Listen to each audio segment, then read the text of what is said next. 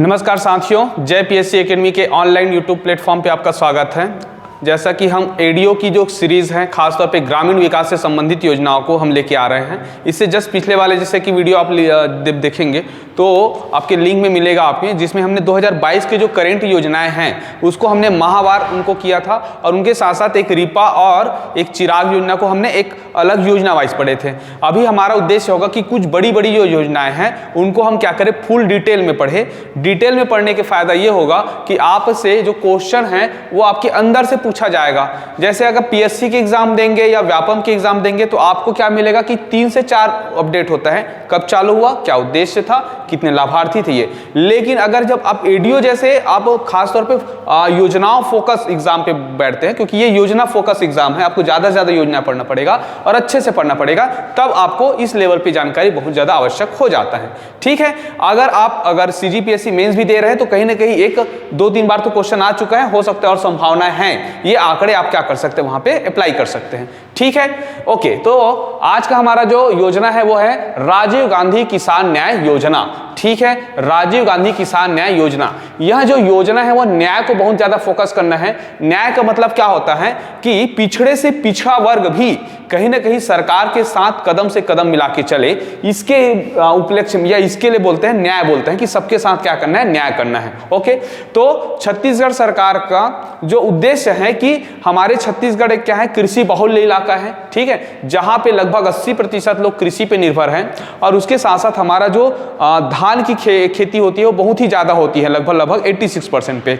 ठीक है, और नीचे और ऊपर में क्या है, हमारा बहुत ज्यादा पहाड़ी इलाका है। तो ग्रामीण डेवलपमेंट में सबसे इंपॉर्टेंट जो रोल अदा करता है वो एग्रीकल्चर डेवलपमेंट है। उसी आधार पे हम क्या करेंगे कि कृषि विभाग की जितने सारी योजनाएं हैं उनको हम लेके आएंगे। सबसे पहला योजना है राजीव गांधी किसान न्याय योजना। इसका जो शुभारंभ देखें तो 21 मई 2020 है। ठीक है, 21 मई 2020 बहुत इंपॉर्टेंट डेट है। यही डेट क्यों चुना गया, इसका कारण था कि राजीव गांधी जी के यहाँ पुण्यतिथि है, जो हमारे एक्स प्राइम मिनिस्टर रहे हैं। ठीक है, तो एक्स प्राइम मिनिस्टर की पुण्यतिथि को चुना गया, इसी वजह से इसका नाम भी दिया गया राजीव गांधी किसान न्याय योजना। ओके, लेकिन लागू जो किया गया था वो 2019 से किया गया है। इसका कारण यह है कि 2020 में ये शुरुआत हुआ, लेकिन धान खरीदी 19 का किया गया था। तो उनका पैसा जो सब्सिडी रहता है, जिसका मुख्य उद्देश्य यही है, उनको देने के लिए ये योजना लाया गया, मई में लाया गया। लेकिन कब से दे रहे हैं, क्योंकि ये खरीदी हुआ था नवंबर से, इसी वजह से ये 19 से क्रियान्वित है। अगर क्वेश्चन आएगा कब से क्रियान्वयन हुआ है तो 19 से क्रियान्वयन हुआ है। लेकिन शुभारंभ कब हुआ तो ये डेट याद रखेंगे, 21 मई 2020। आगे बढ़ते हैं, किसानों की आय में वृद्धि पहला उद्देश्य। दूसरा, फसल विविधीकरण को बढ़ावा देना। ठीक है, देखो योजना का उद्देश्य देखेंगे बड़ा सा लगता है, लेकिन अब मैं व्यवहारिक रूप में बताता हूं कि किसानों की आय में वृद्धि कैसा होगा, जब वह ज्यादा धान खरीदेंगे। ठीक है, ज्यादा धान बेचेंगे और सरकार से क्या होगा, डीबीटी योजना के तहत उसके अकाउंट में सीधा पैसा आएगा।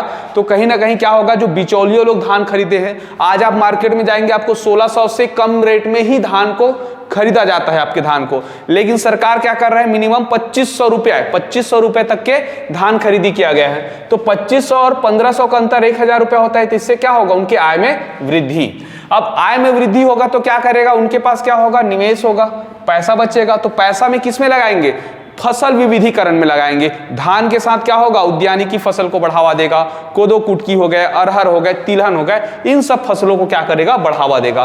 क्षेत्रोत्पादन को बढ़ावा मिला। इससे क्या हुआ कि धान की खरीदी से करने से क्या हुआ, पहले क्या होता था, लागत बहुत ज्यादा होता था, लेकिन अब क्या हो रहा है, आपका पैसा बच रहा है आपके अकाउंट में। ठीक है, आपका क्या कर सकते हैं, आप क्षेत्र उत्पादन करेंगे, आपकी कुछ जमीन को और आप क्या करेंगे, धान करेंगे। बहुत व्यवहारिक पे जा रहे हैं। तो मैं बता रहा हूं कि जैसे कि छत्तीसगढ़ी में बोलते भर्री होना, बहुत सारा भर्री होता था पहले, जिसमें हम दलहन फसल बस करते थे, बाकी नहीं करते। लेकिन उन सबको क्या कर दिया, अब डोली बना बना के ज्यादा से ज्यादा धान उत्पादन कर रहे हैं। ठीक है, तो ये क्षेत्र उत्पादन को बढ़ावा मिला और कृषि निवेश को बढ़ावा मिला। आज किसान क्या कर रहे हैं, ट्रैक्टर हो गया, या हम बात करते हैं स्पिल ड्रिंक की बात करते हैं, ये सारा चीजें को कहीं कहीं क्या हुआ, इसमें खरीदी किया। ठीक है, थोड़ा से व्यवहारिक में इसलिए कहा गया कि अगर मेंस में भी आपको ये लिखना है तो आपको इसी एंगल से थोड़ा सा अप्रोच चलना पड़ेगा। हाँ, एडीओ एग्जाम की बात करें तो फैक्चुअल चलता है, लेकिन थोड़ी समझदारी जरूरी है। चलिए, तो ये सारा चीजें हो रहा है। प्रावधान पे आते हैं। तो प्रावधान क्या है कि टोटल लगभग 23 लाख 23 लाख जो था हमारे जो किसान है इनको पूरा शामिल किया गया है। इस वर्ष 2,32,000 किसान इस साल ही शामिल हो गए हैं। सोचिए कितने ज्यादा किसानों को ये ज्यादा प्रभावित कर रहे हैं। ओके, कौन कौन से फसल है टोटल मिला के हम बात करें, धान के साथ 13 ऐसे पढ़ेंगे तो धान मिला के कितना हो जाएगा, 14 हो जाएगा। धान प्लस 13, ठीक है, धान प्लस 13 मतलब 14 फसल पे। कौन कौन सा फसल है आपको याद करना है, मक्का, धान 1 हुआ, मक्का 2 हुआ, सोयाबीन 3 हुआ, मूंगफली 4, तिल 5, अरहर 6, मूंग 7, उड़द 8, कुल्थी, राम तिल, कोदो कुटकी, ठीक है, रागी, गन्ना। ओके, मैंने कुछ फसलों के एमएसपी तक के बता दिया ताकि आपको दिक्कत ना हो। इसमें से 5, 3, 8 फसल के तो एमएसपी डिसाइड भी कर चुके हैं, ठीक है। तो ऐसे 13 फसलों का क्या किया जा रहा है, खरीदी किया जा रहा है। ओके, और थोड़ा सा याद करने के लिए आप क्या करेंगे, खाद्यान्न, दलहन, तिलहन के अनुसार से इसको वर्गीकृत करके पढ़ लेंगे ताकि आपको किसी भी तरह से डाउट ना रहे, ठीक है। चलिए, तो ये सारा चीजें हो गया। अब देखते हैं कि एक्चुअली है क्या, चल क्या रहा है। कई लोगों को अभी भी समझ नहीं आता कि राजीव गांधी किसान योजना है क्या चीजें। तो एक्चुअली एकदम व्यवहारिक बात करूं तो ये क्या करता है, धान का वास्तविक मूल्य किसानों को देता है। तो क्यों दिक्कत क्या हुआ कि सरकार जो है, केंद्र सरकार देता है एमएसपी, ठीक है, और केंद्र सरकार कितना देना चाहता है, 2060 रुपया, ठीक, या 2040 रुपया अगर मोटा धान है तो। लेकिन छत्तीसगढ़ सरकार कितना देता है, 2500 देता है। तो बाकी का पैसा जो बचता है उसको इसी योजना के तहत उसे क्रेडिट इनपुट सब्सिडी बोलते हैं, जिसके माध्यम से बाद में 4 किस्तों में अकाउंट में दिया जाता है। यही योजना है राजीव गांधी किसान न्याय योजना। ये एक्चुअली पड़ता कितना है, जैसे आप धान से धान में कन्वर्ट हुए, मतलब इस साल धान बो रहे थे, अगले साल धान में आपको 9,000 पड़ेगा। लेकिन धान के साथ आप बाकी फसलों में कन्वर्ट होते हैं, जैसे आप दलहन कर दिए, ठीक है, उस साल धान ना बोके, उस साल तिलहन कर दिए, या तो उस साल उद्यानिकी में आप इन्वेस्टमेंट किए, या तो वृक्षोत्पादन में किए, ठीक है, वानिकरण में किए, तो आपको 10,000 रुपए मिलेगा पर एकड़ के हिसाब से, ठीक, 4 किस्तों में मिलेगा। अब हम आते हैं सीधा धान खरीदी के अपडेटेड आंकड़ों पे। तो बात करते हैं 2022 से लेके 23 तक के टोटल इस साल जो बजट निकला है वो 6,000 करोड़ रुपए का निकला है, ठीक है। आंकड़ों पे बहुत ज्यादा गौर करना है। इस बार के पीएससी प्री में लगभग 6 क्वेश्चन एग्जैक्टली आंकड़े आए हैं, और आंकड़े भी आए खतरनाक टाइप के आए हैं। डिजिट के बाद 2 डिजिट दे रहे हैं, ठीक है, एक में डिजिट के बाद तो 4 डिजिट दिया था कि 23,462 ऐसे कर करके 23,362। आपको थोड़ा से ज्यादा फोकस करना है। तो 22-23 में 6,000 करोड़ रुपए का टोटल क्या हुआ था, बजट प्रावधान था, ठीक। अब मई 2020 से लेके, ठीक है, मई 2020 से लेके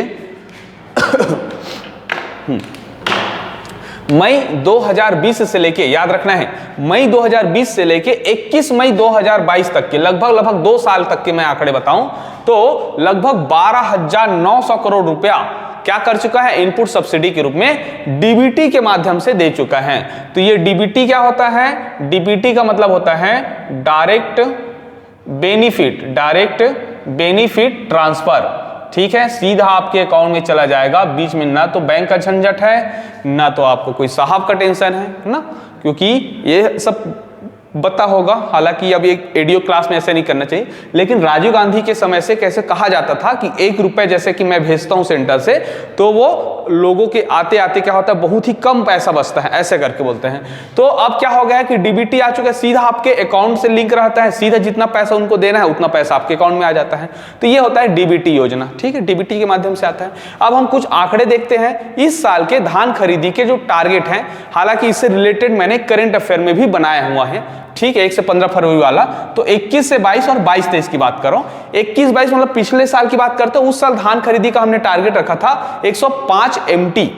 MT का मतलब क्या होता है भाई, मीट्रिक टन होता है, मीट्रिक टन। 1 टन होता है 10 क्विंटल के बराबर, ठीक है। तो मीट्रिक टन 105 मीट्रिक टन का हमने लक्ष्य रखा था। हमें कितने धान खरीदी किया, 97.97 MT, याद रखना है 97.97 MT 21-22 में किया गया था।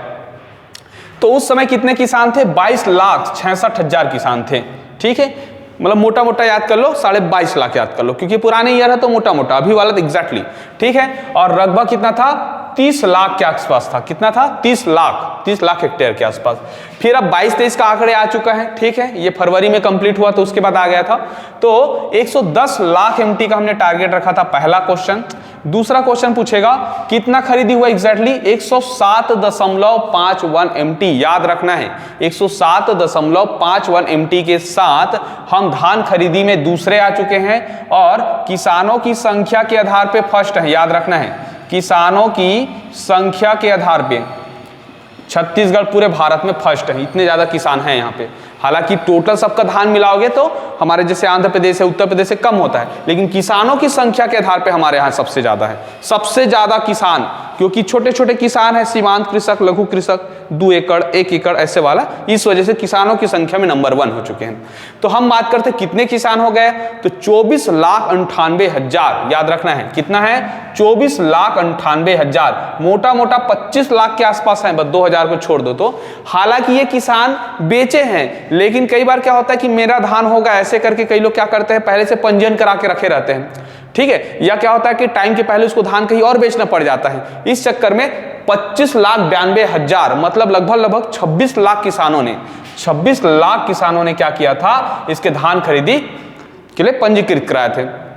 ये हो गया कितना? 24,98,000, ठीक है। टोटल 35 लाख रकबा है, कितना है? 35 लाख रकबा है, ठीक है। छत्तीसगढ़ में अगर एकदम एग्जैक्टली बात करूं तो लगभग 46 के आसपास है, ठीक है, 46 लाख के आसपास क्या है? शुद्ध कृषि है। शुद्ध कृषि मतलब जहां पे एग्रीकल्चर होता है, और इसको डबल फसल 11 लाख के आसपास है। तो बात करूं 57 लाख हेक्टेयर के आसपास हमारा क्या है? टोटल हमारा जमीन है 57 लाख हेक्टेयर। तो इसी में से लगभग 35 लाख हेक्टेयर पे धान की खरीदी होती है मात्र खरीफ फसल बस में। खरीफ फसल बस के आंकड़े हैं, रबी में भी होता है, धमतरी जिला, कोरबा जिला, ठीक है, ओके। तो कितने किसान नए जुड़े हैं? 2,32,000 किसान नए जुड़े हैं इस योजना के माध्यम से। 2,32,000 किसान इसी साल जुड़े हैं, ठीक है। ये 24,98,000 को याद रखेंगे, ये 25,92 को याद रखेंगे, ये 35 लाख हेक्टेयर को याद रखेंगे, 107.51 एमटी को याद रखना है और 110 लाख एमटी को याद रखना है, ठीक है। ये हुआ आंकड़े की बात। थोड़ा से चलते चलते यहाँ पे 24-14 लिखा हूं, इसको भी थोड़ा गौर कर लेंगे। ये धान उपार्जन केंद्र है। क्या है ये? धान उपार्जन केंद्र, इतना बना हुआ था, ठीक। अब हम लोग एमएसपी तय करते हैं। क्या क्या होता है? सेंट्रल गवर्नमेंट तय करता है, उसके जो वाणिज्यिक मंत्रालय के अंतर्गत जो सचिव होते हैं वो लोग, ठीक है। और इसका डिसाइड करने के लिए सिफारिश कौन करता है? सीएसीपी करता है। ये दोनों 65 में बना था, हालांकि सिफारिश कब से दे रहा है? 85 से दे रहा है, ये सब पता है। तो क्या करता है एमएसपी? टोटल मिला के अगर हम बात करें 23 फसलों का आता है, ठीक है, 23 फसलों का आता है। इनमें से छत्तीसगढ़ के लिए काम की चीजें हैं ये फसल। देखो, धान, मक्का, कोदो, कुटकी, रागी। कोदो, कुटकी, रागी को एक साथ याद करेंगे, धान, मक्का को एक साथ करेंगे। पहले धान, मक्का था, उसके बाद क्या हुआ? कोदो, कुटकी, रागी का किया गया। इस साल मूंग, उड़द और अरहर की भी खरीदी किया है छत्तीसगढ़ सरकार ने। क्या किया है? मूंग, उड़द और अरहर, तीनों फसल। 3 दूनी 6, 2 8। अब धान में क्या होता है? पतला धान आता है, मोटा धान आता है। पतला धान को बोलते हैं ए ग्रेड और मोटा धान को बोलते हैं बी ग्रेड। पतला धान का रेट ज्यादा होगा, 2,060 रुपए देता है सरकार। हालांकि हम कितना देंगे? हम 2,600 रुपए देंगे, ठीक है। कितना देंगे? 2,600 रुपए। तो बाकी का पैसा किससे मिलेगा? इस योजना से मिलेगा। 2,040 टोटल 15 क्विंटल का, ठीक। अब आते हैं मक्का का रेट कितना है? 1,962 रुपए प्रति क्विंटल। 1,962 रुपए प्रति क्विंटल, पहले 1,900 था। ये होता है हमारा 3,000 है। कोदो का रेट कितना है? कोदो का रेट कितना है? 3,000। 3,100 है कुटकी का, 100 रुपए बढ़ा है, याद रखना है। 100 रुपए किसका बढ़ा है? कुटकी का। धान का कितना बढ़ा है? 100 रुपए बढ़ा है, ठीक है। 90 रुपए मक्का का बढ़ा हुआ है, ओके। तो कुटकी का रेट बढ़ा 3,100। रागी का भी रेट बढ़ गया 35। ये 33 से 70 था, 33 से 70 से बढ़ा है इसका रेट, ठीक है। अभी कितना हो चुका है? 35,78। याद रखना है, रागी 35,78, कुटकी 3,100, कोदो 3,000, मक्का 1,962, ठीक। 2,040, 2,060, ओके, अच्छे से याद करना है। अब आता है मात्रा। 1 एकड़ में आप कितने क्विंटल बेच सकते हैं?